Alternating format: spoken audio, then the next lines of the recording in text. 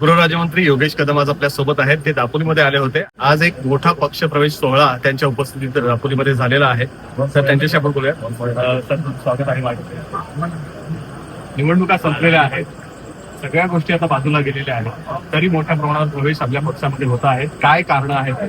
ते मला वाटतं निवडणुकीपुरता राजकारण कधी शिवसेनेने केलेलं नाही. 80% समाजकारण, 20% राजकारण हेच मूळ मंत्र आम्हाला वंदनीय बाळासाहेबांनी दिलंय. आणि शेवटी जनतेला विकास हवाय, कार्यकर्त्यांना बळ हवंय आणि संपर्कामध्ये राहणारा नेता हवाय, जो आपल्याला आधार देईल, जो आपल्याला पुढे घेऊन जाईल, असा विश्वास कार्यकर्ता करायचा आमच्यावरती वाटतोय. म्हणून हे सगळे पक्षप्रवेश होत आहेत. आणि विशेषतः बघायला गेलं तर शेवटी कोकण हे शिवसेनेच्या बालेकिल्ला राहिलेलं आहे. अशा वेळेस दापोली मतदारसंघावरची पकड ही मजबूत होता दिसत असताना शेवटी आणि एक जर का आपण गोष्ट पाहिली, ज्यांचा प्रवेश होतोय हे सगळे मूळचे शिवसैनिकच आहेत. मध्यंतरीच्या मी दापोली मतदारसंघाच्या राजकारणात सक्रिय व्हायच्या होत्या, ज्या काही राजकीय घडामोडी घडल्या होत्या त्याच्यामुळे काही लोक दुरावले गेली होती, ती आता हळूहळू जवळ आहे. त्याच्यामुळे सगळे मूळचे शिवसैनिकच आहेत, कोणी आमचं नाही. आता तुम्ही बघताय की राष्ट्रवादी काँग्रेस पक्षामधून मोठ्या प्रमाणात तुमच्याकडे लोक आलेले आहेत. ते तुमचे मित्र पक्ष आहेत राज्यात. तर असं असताना काही वरिष्ठांमध्ये काही गडबड होण्याची शक्यता नाही. मला वाटतं स्थानिक पातळीवरचं हे राजकारण आहे, याचा राज्य पातळीवरचा राजकारणाशी तसा काही संबंध नाही. शेवटी आणि त्या कार्यकर्त्यांनी घेतला निर्णय आहे. आणि शेवटी जर का कुठेही वादविवाद झाले असतील तर तिसऱ्याला फायदा होऊ द्यायच्या ऐवजी आपल्याच जर का महायुतीला फायदा होत असेल तर गैर काय. म्हणजे जर का ते उद्या त्यांनी जर का पक्षाचा निर्णय घेतला नसेल आणि तो निर्णय घेऊन जर का अन्य पक्षामध्ये याच्याऐवजी जर का ते महायुतीमध्ये येत असेल तर गैर काय.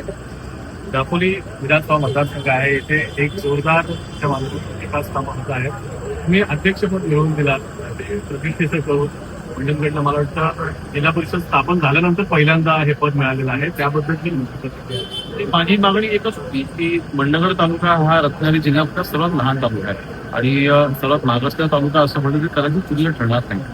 आणि आज दापोली मतदारसंघाला मिळालेलं राज्यमंत्रीपद त्याला जर का अध्यक्षपदाची जोड जर का मिळाली तर नक्कीच विकास कामाला अजून गती मिळेल. मंडणगड तालुका आज आपण तिथे माननीय पालकमंत्री महोदय उदय सामंत साहेबांच्या माध्यमातून MIDC देखील येते, तर त्या MIDCला चांगला देण्याकरता देखील ही पदं अतिशय महत्वाची आहेत. आणि शेवटी विकास कामांचा पाया रचणं हीच आमची जबाबदारी आहे. त्या दृष्टीने ही पदं महत्वाची आहे. म्हणून मी सर्वप्रथम माननीय एकनाथ शिंदे साहेबांचे आभार मानले, त्यांनी त्याला होकार दिला आणि हे अध्यक्षपद हे मंडणगड तालुक्यात पहिल्यांदा दिलेलं आहे. तुमचे आता जे कार्यकर्ते तुमच्या सोबत येत आहेत, तुमच्या पक्षातले लोक आहेत, तर सगळ्यांना तुम्ही काय आवाहन करत? कारण लोकांमध्ये ही पण एक भीती आहे की खूप लोक आमच्या पक्षात येतात, आमचं काय होईल. उलट बघा, कुठलाही पक्षप्रवेश होत असताना मी मगाशी म्हटल्याप्रमाणे हे सर्व मूळचे शिवसैनिकच आहेत. आणि म्हणून कुठल्याच आत्ताच्या आमच्या असलेल्या सक्रिय कार्यकर्त्यांपैकी कोणीही त्याला विरोध केला नाही. उलट पक्षवाढी करतात आता ही आवश्यक आहे, तुम्ही त्यांना सोबत घ्या अशी मागणी आमचेच कार्यकर्ते करतात. मला वाटतं मी सर्वात नशिबान आमदार या महाराष्ट्रामध्ये असावा की कार्यकर्त्यांच्या म्हणजे आम्ही अनेक आमदार अशी पाहतो की त्या आमदारांना कार्यकर्ते त्रास देत असतात, पण माझ्याकडे तसं नाही. विकासाकरता आपल्या मतदारसंघामधली प्रत्येक कार्यकर्त्यांची, नागरिकांची एकी महत्वाची आहे.